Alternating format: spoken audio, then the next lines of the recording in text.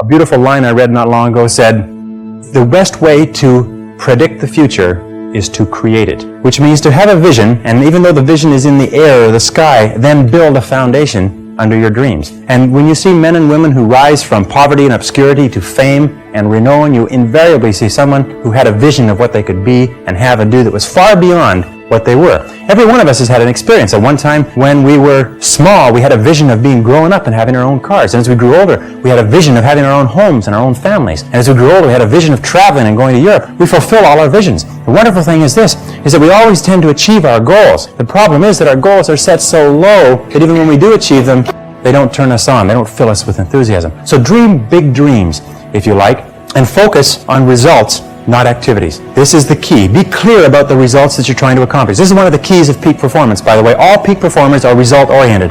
All losers or underachievers tend to be activity-oriented. And in activity orientation, what they do is they work very, very hard. Sometimes they work frantically. Sometimes they work longer hours than you do, but they lose sight of the results. Ben Trigo, the strategic thinker, said, the very worst thing in the world is to do very efficiently what need not be done at all. And many of us work very, very hard to do very efficiently what need not be done at all. And anybody who's ever had employees will tell you that every single day you come across your employees doing something very diligently, but it's completely irrelevant to the success of the business. So focus on results. Here's a key question to ask yourself in your working life. I think it's one of the most important key questions. I'll give you two. Number one is, what results are expected of me? What results are expected of me? Not what activities, but what results or what outputs, what am I supposed to produce in my job? A second question you can ask yourself is, why am I on the payroll? Why am I on the payroll? What results are expected? The results that are expected of us in selling are sales. And the only time that we are working is when we are doing something that contributes directly to that result. Isn't that true? But of course, why do we do the other things? I've come to the conviction that the reason why we do the other things is because they are fun and easy rather than hard and necessary. I think the major reason why people fail in life, if I can pass this on, which wasn't part of this, but major reason why people fail in life is because of the expediency factor. That we always do, and we always take the fastest and easiest route to get the things that we want. But the fastest and easiest route in life is almost always the route to failure. It's short-term gain for long-term pain. We do what is fun and easy today instead of what is hard and necessary, and then we have to do what is hard and necessary at the end of our life when it's too late. And you'll find that the willingness and the ability to discipline yourself, to be clear about what it is you want, to be clear where you're going, to be clear about the results that you're expected to accomplish, and then to only work on those results. The ability to discipline yourself to do that is absolutely critical for success. It is not possible to conceive of a person being successful who is not capable of disciplining themselves to do what is hard and what is necessary rather than what is fun and easy. And especially when it comes to managing your time, when it comes to looking at what you should do on a day-to-day basis, focus on results, not activities. Now let me give you a method which has helped me. Write out your goals. All goals have to be in writing, by the way. If you don't have your goals in writing, then they're not really goals at all. They're merely wishes. And as they say, a wish is merely a goal without any energy behind it. Have your goals in writing. Write them out very specifically and clearly, and then do this. Every single morning, rewrite your major goals in the first person singular as though they already existed. Rewrite your major goals every single morning. Now, this should take you about 2 to 4 minutes, maybe 5. You can do it all in a paragraph. If, for instance, if your goal is to earn $50,000 a year, every single morning write, I earn $50,000 a year. If your goal is to be excellent in real estate, say, I am an excellent salesperson in my field. If your goal is to weigh a certain number of pounds, if your goal is to enjoy a certain kind of life, write down your major goals in the first person singular as though they already existed today every single morning. And then every single evening, take about 5-10 minutes, instead of watching television, just before you turn on the television, say, wait a second, I've got to review my progress. And sit down and review what you've done in the course of the day. And say, what have I done right today? What have I done right that's moved me toward my goals?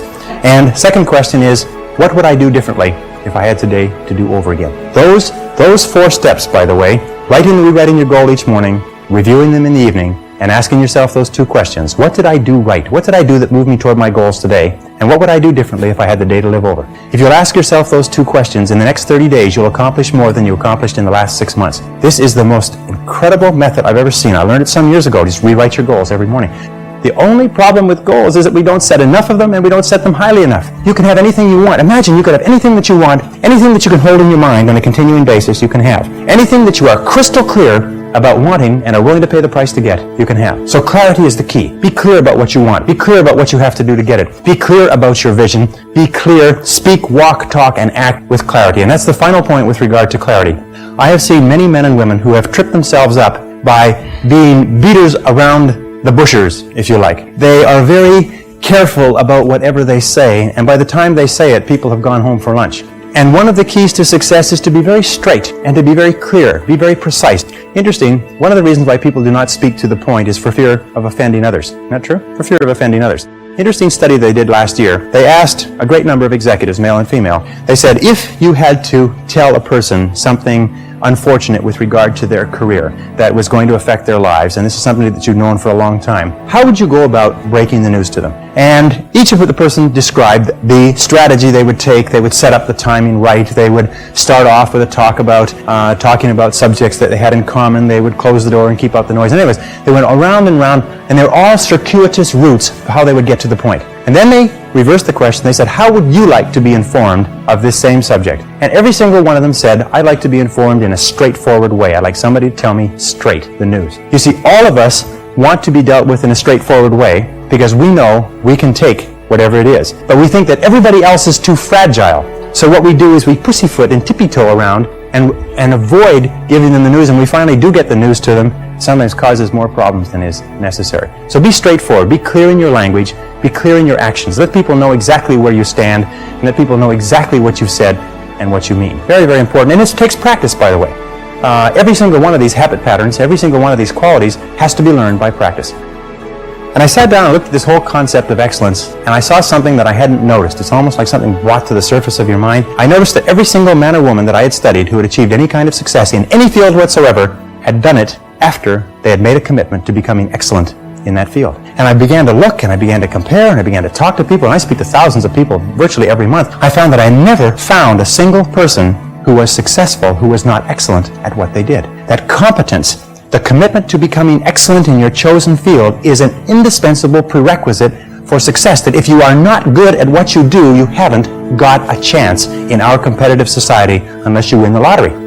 That success is predictable. If you commit yourself to becoming excellent, it does a whole lot of other things within your mind, but if you commit yourself to becoming excellent, it changes everything about you. And only the top 5 or 10% are excellent. You've heard the rule, the 80-20 rule, the Pareto principle, that the top 20% of salespeople make 80% of the sales, that the bottom 80% of salespeople make 20% of the sales. Do you know what the difference is, the ratio is there? The ratio is the difference between 16 to 1. That the average income of people in the top 20% is 16 times the average income of the people in the bottom 80%. Now, let me ask you a question. Does it mean the people in the top 20% are 16 times better than the people in the bottom 80%? 16 times more experience? Do they work 16 times the number of hours? Do they have 16 times the number of years of education? Are they 16 times more handsome? Are they 16 times anything? But 20% of these people are making 16 times the average of the rest. Prudential Insurance Company did a study some years ago, and they put the thousands of agents that they have throughout the United States into their computers and compared their income, and it came out the 80-20 rule worked. 20% of the salespeople were doing 80% of the business. Well, they had all the data on the computer, so they ran it through one more time. They said, what's the average income of the top 20% of the top 20% compared to the bottom 80%? Now, for those mathematicians among you, that works out to the top 4%. What was the average income? They found the top 4% were earning on average 32 times the average of the people in the bottom 80%. So they said, this is interesting, and they ran it through one more time. They found that the top 20% of the top 20% of the top 20%, which is the top 0.8%, that's good, top 0.8% were earning on average 54 times the average of the people in the bottom 80%. What they found is that in every state and in every major city where they had an office with a large number of agents working out of it, there was one agent who was selling the same product at the same price to the same people with the same competition under the same circumstances, under the same set of difficulties in the economy, who was earning 50 times the amount of the average adult. That there were 50 agents in the office and one person was earning more than all of them put together. Isn't that amazing? And one of the things they found is that the key to this was that each one of these agents had made the commitment to become excellent early in their career. They didn't say, I'm going to go into this and I'm going to earn a living. They said, I'm going to go into this and I'm going to be the best. You must commit yourself to excellence. You must commit yourself to becoming the best. And the wonderful thing is that excellence is a journey. It's not a destination. You never get there. Complacency and satisfaction are the key enemies of excellence. But once you commit yourself to becoming excellent, the whole world opens up for you.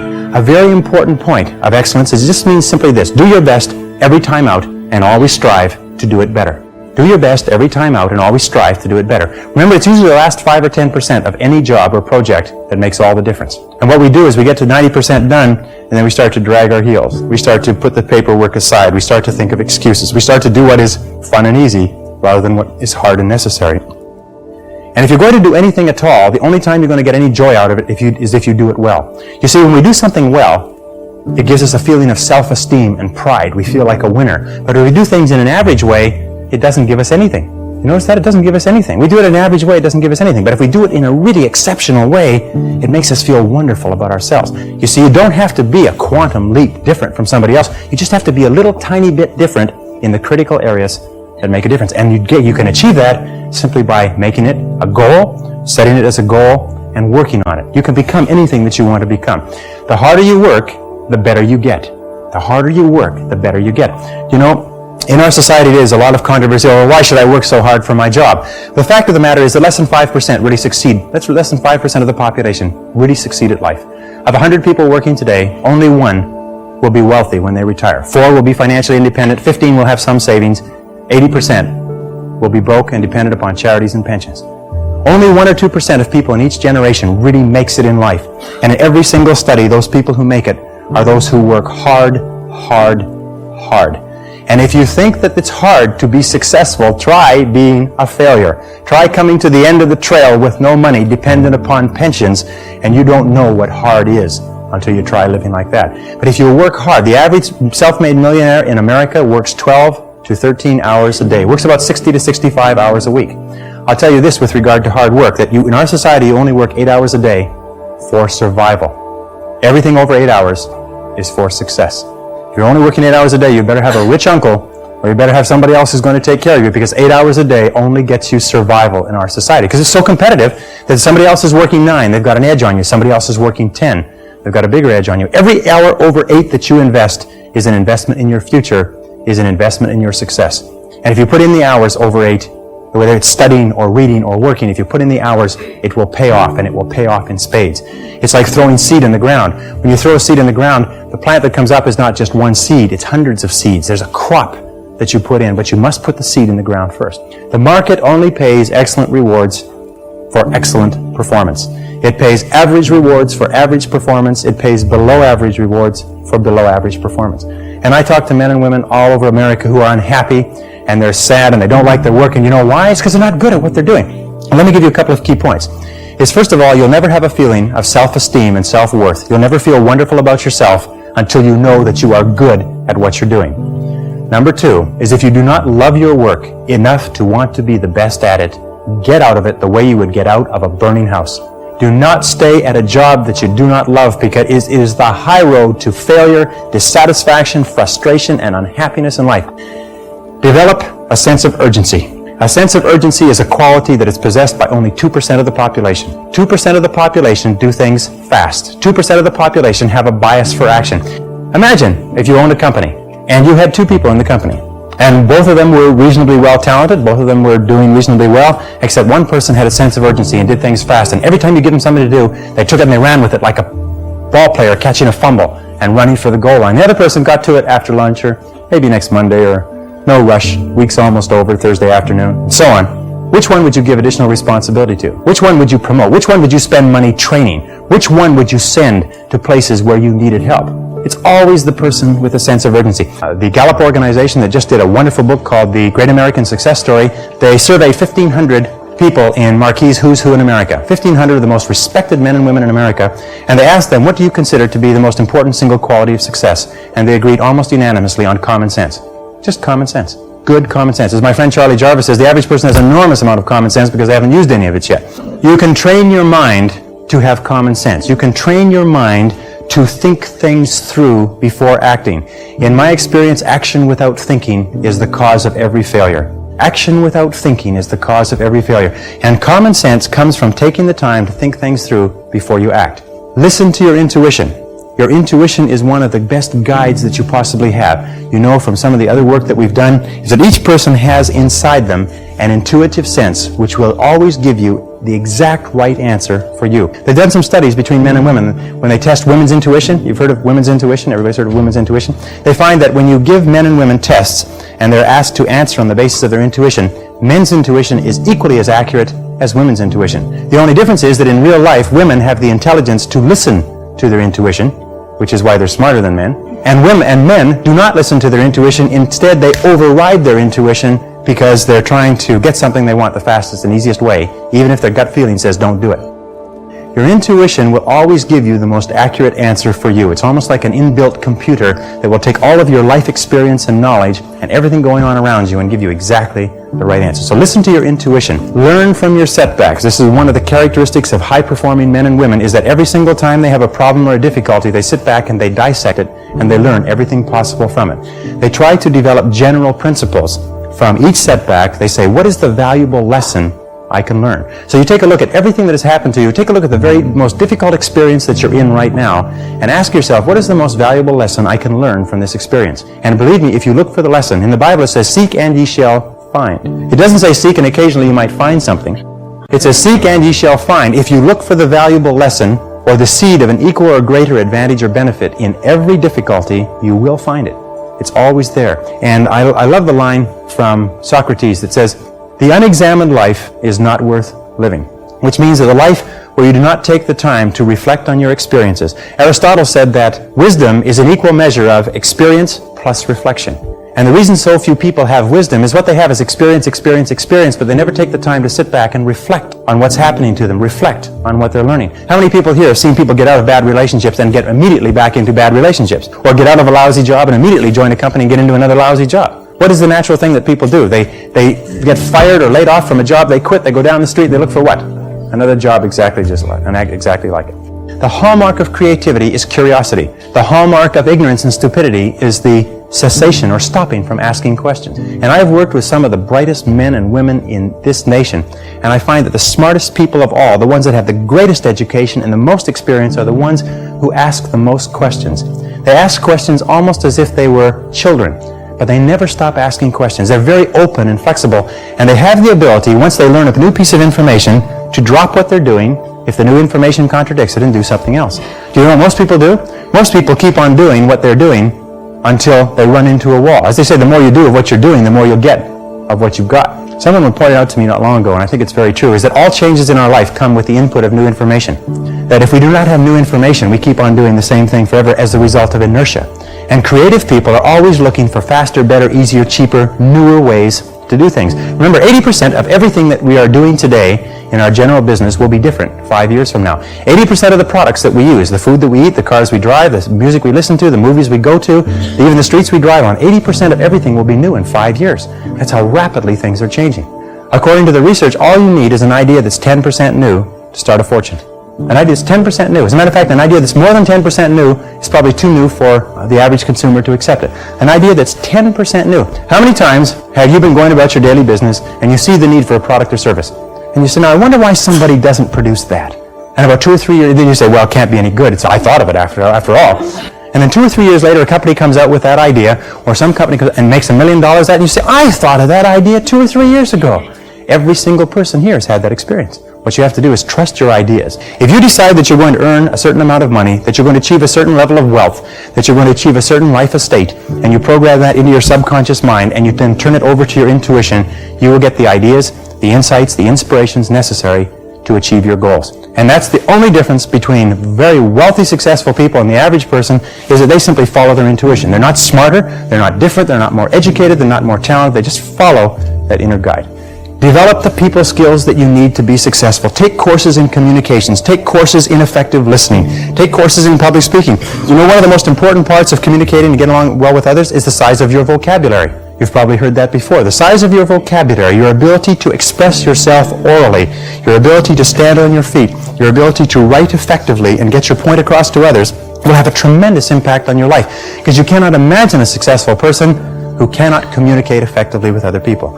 And you can develop the capacity to be an excellent communicator. If you were to learn one new word a day, if you were to make an effort by carrying a dictionary around, I have taught myself French, Spanish, German, and smatterings of about 10 other languages. And the way I taught myself that was I learned the basic vocabulary, I studied it, learned the basic vocabulary, and I carried a dictionary around with me. And every time I saw a word I didn't know, I looked it up in the dictionary.